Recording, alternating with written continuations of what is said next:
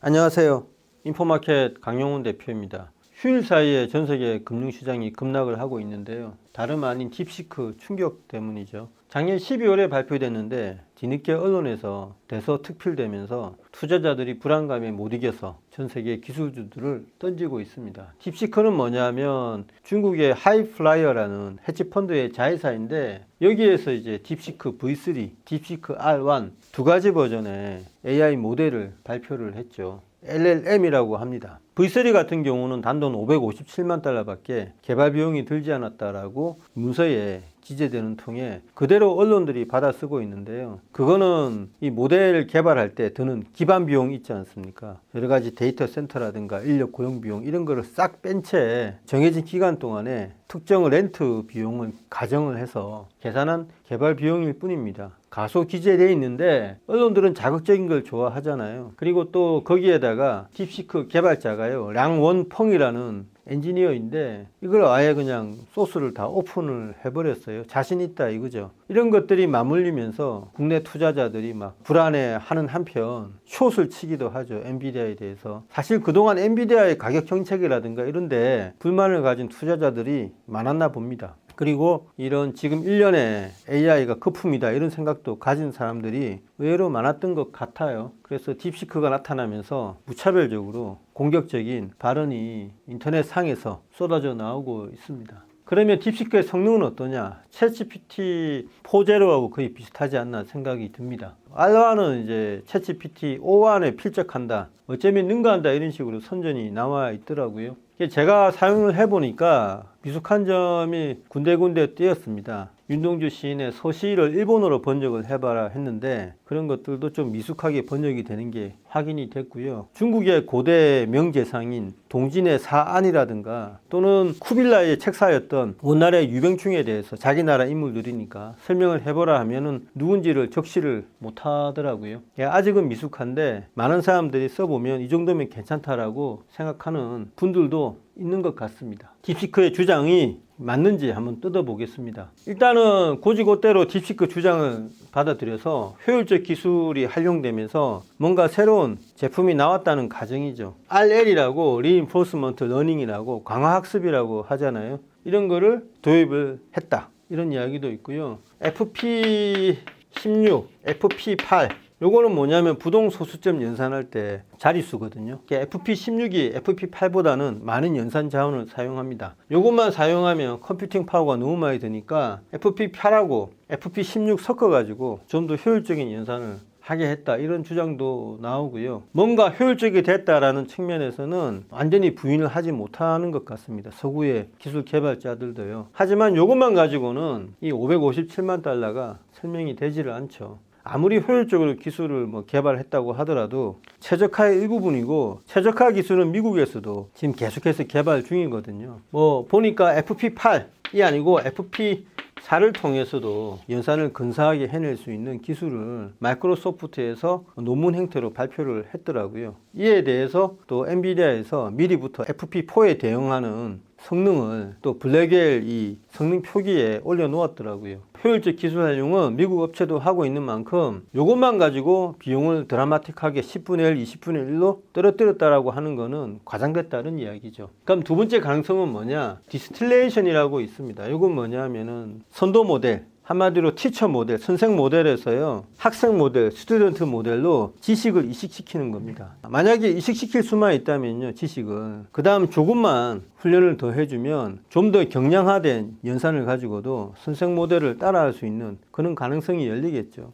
이걸 디스틸레이션이라고 합니다. 어떤 식으로 하냐면 만약에 중국처럼 인력이 많은 나라에서는 생각해 볼 수 있는 건데 질문 응답을 계속해서 선생 모델한테 해가지고 그 답을 어떻게 내는지를 본 다음에 그 답 자체를 유형화시켜 가지고 학생 모델한테 학습시키면 그 자체로 디스틸레이션이 되거든요. 근데 이건 너무 무식한 방법이고요. 대부분은 로스 펑션을 동원을 합니다. 선생 모델이 특정 질문에 대해서 답을 내놓을 것 아니에요. 고양이를 가지고 이게 어떤 동물인지 이야기를 해보라라고 하면 한 90% 이상이 고양이라고 할 거고, 어떤 경우에서는 조류라고 할 수도 있고요. 어떤 경우에서는 어류라고 할 수도 있잖아요. 파충류 내지는. 예, 그런 분포가 있을 겁니다. 그 선생 모델이 내놓는 이 분포를 소프트 타겟이라고 하거든요. 이 소프트 타겟을 학생 모델이 얼마나 잘 따라 하는가. 선생 모델이 만약에 이렇게 되면 학생 모델은 이렇게 따라 할 수 있어야 되잖아요. 이 차이가 가장 적게 할 수 있도록 측정하는 함수가 로스 펑션이라고 합니다. 그래서 그 로스 펑션을 섞어서 선생 모델을 따라 하기도 하죠. 선생이 답을 잘못할 수도 있잖아요. 그래서 실제 답,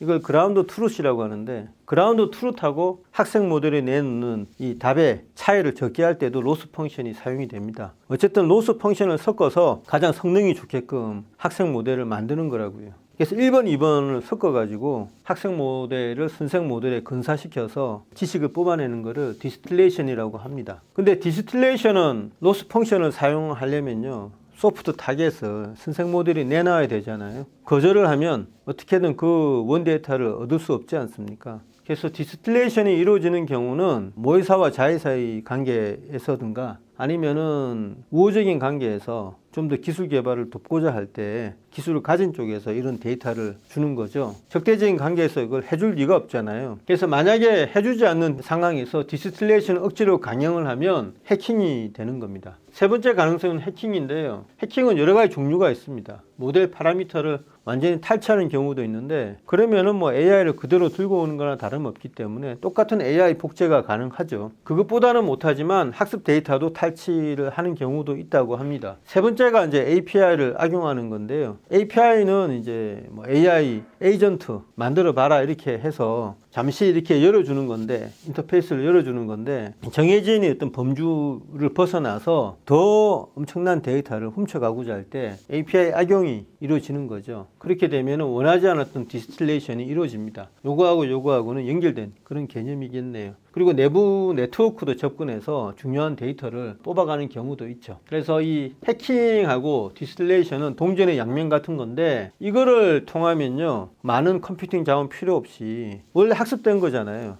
그대로 들고 와서 약간만 컴퓨팅 자원만 붙이면 근사한 경량화 모델을 만들어낼 수가 있죠. 물론 원본을 넘어설 수는 없기 때문에 흉내 모델이나 한계는 있지만 비용 면에서는 엄청난 절감이 이루어집니다. 첫 번째나 두 번째나 세 번째인 경우에는 이게 설명이 되거든요. 비용이 왜 이렇게 싼지를. 그리고 네 번째 가능성은요, 숨겨진 GPU를 사용했음에도 비용을 속였다는 가능성이죠. 만약 이렇게 되면은 이게 난리가 날 거예요. 엔비디아 주가가 뭐 급반등을 하겠죠. 근데 요거는 밝혀내기가 쉽지 않지 않을까 싶습니다. 그래도 계속 추적을 해보면 진실은 밝혀지겠죠.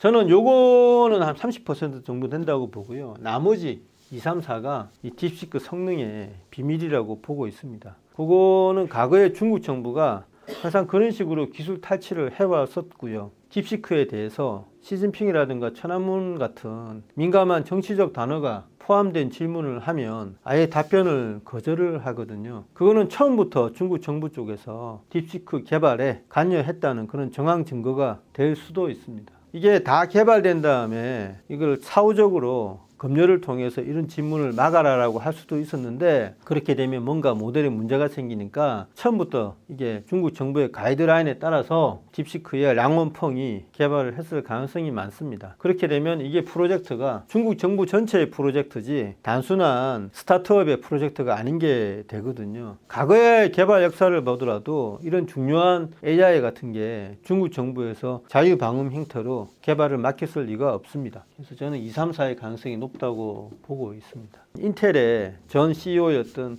팻 겔싱어 같은 경우는 환영한다, 오픈이야말로 기술 개발을 앞당긴다, 이런 식으로 발언을 했더라고요. 그 자체는 굉장히 맞는 말인데, 이게 중국에 대해서 이런 이야기를 하게 되면 이게 또 오인될 수가 있거든요. 중국의 기술 개발이 굉장히 앞서 있다는 식으로 사람들이 받아들일 수도 있죠. 거기에 반해서 다리오 엔트로픽 CEO 같은 경우에는 중국의 이 딥시크는 커다란 위협이 되지 않는다라고 이야기를 하고 있고요. 가장 이제 매팔적인 CEO가 일론 머스크인데, 일론 머스크는 아예 숨겨진 GPU를 사용했을 거라고 생각을 하고 있지 않습니까? 왜 그렇게 생각을 하냐면요. 모회사인 하이플라이어가 몇 년 전에 10,000개 이상의 A100을 가지고 있다라고 실토를 한 적이 있었죠. 지금 H20, H800, H100 이런 같은 칩들을 수만 개를 가지고 있다고 의심을 사고 있는 상황입니다. 그래서 이제 일론 머스크도 그렇게 이야기를 하고 있는 거거든요. 지금 리버스 엔지니어링을 통해서 이 회사의 코드를 뜯어보고 있거든요. 아마 이거를 뜯어본다 하더라도 뚜렷한 결과가 나오지 않을 겁니다. 왜냐하면 핵심은 공개되지 않았을 가능성이 많습니다. 그리고 이거를 오픈 소스를 받아가지고 다운받아서 학습을 시킨다고 해도 이 딥시크 같은 성능이 안 나올 게 뻔합니다.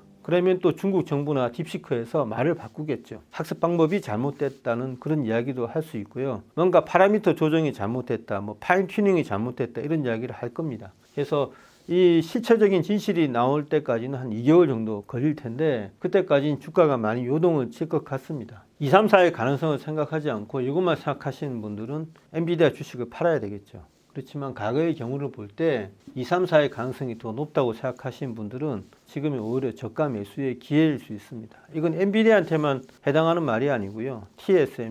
TSMC에 또 HBM을 납품하는 SK하이닉스, 일본의 장비 회사들, 한국의 장비 회사들 다 해당이 될 수 있는 이야기입니다. 판단을 잘 하셔야 되는데요. 이럴 때는 과거의 주식 투자 경험이 가르쳐 주듯이 지긋하게 2개월 정도 기다리면 옥석이 가려진다라는 경험칙을 또 올리시길 바랍니다. 감사합니다.